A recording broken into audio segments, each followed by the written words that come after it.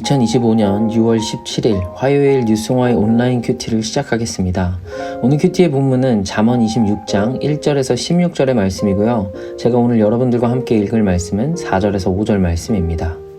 미련한 자의 어리석은 것을 따라 대답하지 말라. 두렵건대 너도 그와 같을까 하노라. 미련한 자에게는 그의 어리석음을 따라 대답하라. 두렵건대 그가 스스로 지혜롭게 여길까 하노라. 아멘. 저는 오늘 여러분들과 대답의 패러독스라는 제목으로 함께 큐티를 나누고 싶습니다. 샬롬, 오늘도 말씀으로 하루를 시작하신 여러분, 우리에게 말씀하시는 주님께 믿음의 대답을 하는 오늘 하루이길 축복합니다. 오늘 큐티 전체 본문은 미련한 자와 게으른 자에 대해서 이야기합니다. 그 중에서 오늘 저의 눈에 들어온 말씀은 굉장히 역설적이고 상충되는 말씀이었습니다. 우리 한번 다시 이 말씀을 읽고 이게 저에게 어떤 의미가 될 수 있는지 역설적으로 함께 살펴보도록 하겠습니다. 잠언 26장 4절 말씀입니다. 미련한 자의 어리석은 것을 따라 대답하지 말라. 두렵건대 너도 그와 같을까 하노라. 5절입니다. 미련한 자에게는 그의 어리석음을 따라 대답하라. 두렵건대 그가 스스로 지혜롭게 여길까 하노라. 아멘. 도대체 어떻게 하라는 걸까요? 대답을 하라는 건지 말라는 건지 참 헷갈립니다.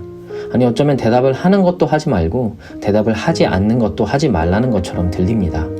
그런데 잠언의 주제 중 하나인 분별력의 관점으로 이 두 구절을 함께 본다면 결론적으로는 지혜롭게 판단하고 행동하라는 메시지가 될 수 있겠습니다. 하지만 저는 오늘 이 말씀을 묵상하면서 전에는 한 번도 생각해보지 못했던 묵상이 되어졌습니다. 우선 오늘 본문을 보면서 묵상이 되어진 저의 흐름들을 먼저 나누기를 원합니다. 저의 개인적인 묵상의 흐름이라서 혼잣말 형식으로 나눠드리는 점 양해 부탁드립니다. 저의 묵상의 흐름은 이랬습니다. 미련한 자에게는 어떻게 대답해야 하는 건가? 대답을 하면 나도 똑같아지고 대답을 안 하면 스스로 지혜롭게 여긴다는데 과연 오늘 내 상황 속에서 이 말씀을 나는 어떻게 해석하고 적용해야 하는 걸까? 아니 근데 생각해보면 내가 대답하는 사람이 아니라 미련한 자일 수도 있는 거잖아. 이것도 패러독스네. 그러고 보니까 성경 자체가 패러독스였지. 약할 때 강한 게, 죽어야 사는 게, 예수님이 인간이 된 게 그게 복음의 패러독스였지. 그렇다면 예수님은 오늘 말씀에서 미련한 나에게 어떻게 대답하시는지를 봐야겠다. 이게 저의 오늘 묵상의 흐름이었습니다. 그래서 이 흐름을 따라 묵상한 두 가지 구분된 포인트를 짧게 나누고 함께 고민해 보는 시간을 갖기 원합니다. 먼저 다시 본문 말씀을 읽겠습니다. 4절입니다. 미련한 자의 어리석은 것을 따라 대답하지 말라. 두렵건대 너도 그와 같을까 하노라. 5절입니다. 미련한 자에게는 그의 어리석음을 따라 대답하라. 두렵건대 그가 스스로 지혜롭게 여길까 하노라. 아멘. 첫 번째, 미련함은 교만이다 입니다. 잠언에서는 지혜, 즉 하나님 경외에서 떠난 삶을 미련하다, 악하다 라고 합니다. 이 관점에서 하나님께서는 저에게 악함을 따라 대답하지 않으셨습니다. 우리와 같이 죄를 지으실 수도 교만하실 수도 없는 하나님께서는 우리와 같아지실 수 없었습니다. 하나님은 우리와 같이 미련해질 수 있는 분이 아니시기에 대답할 수 없으셨습니다.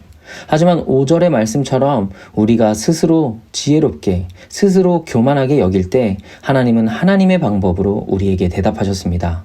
우리의 어리석음을 따르지 않고 하나님의 지혜에 따라 우리에게 대답하셨습니다.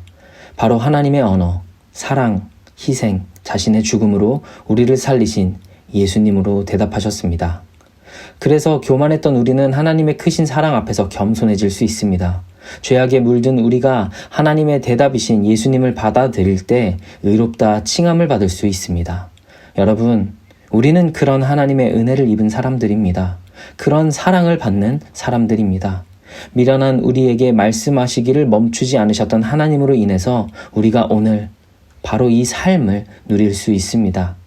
부디 우리 모두 이 사실을 기억하며 우리도 사랑으로 하나님께 응답하는 삶이 되길 바랍니다. 두 번째입니다. 미련함은 부족함이다 입니다. 미련함이 지혜의 관점에서는 부족함이 될 수 있습니다. 지혜가 부족하기 때문에 미련하다고 할 수 있기 때문입니다. 이 관점을 가지고 함께 4절 말씀을 보겠습니다.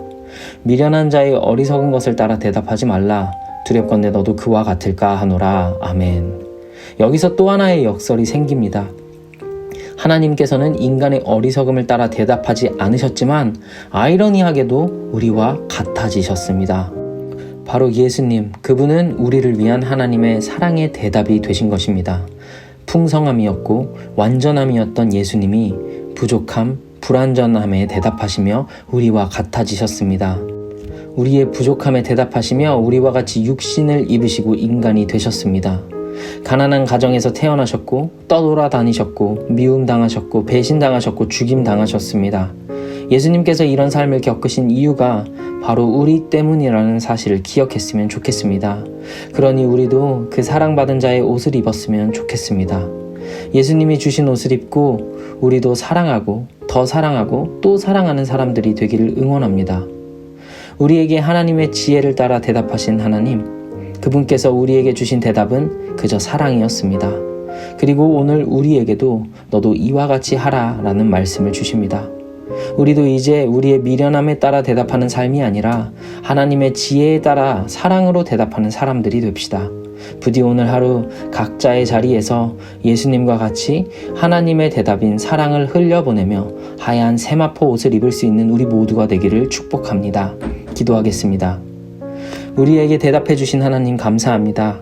우리가 하나님의 크신 사랑을 입은 사람들이라는 사실을 까먹지 않도록 도와주시고 우리가 하나님의 사랑을 나눌 수 있는 사람들과 뉴송화의 공동체가 될 수 있도록 하나님께서 은혜를 베풀어 주세요. 하나님의 대답이 되신 예수님의 이름으로 기도드렸습니다. 아멘.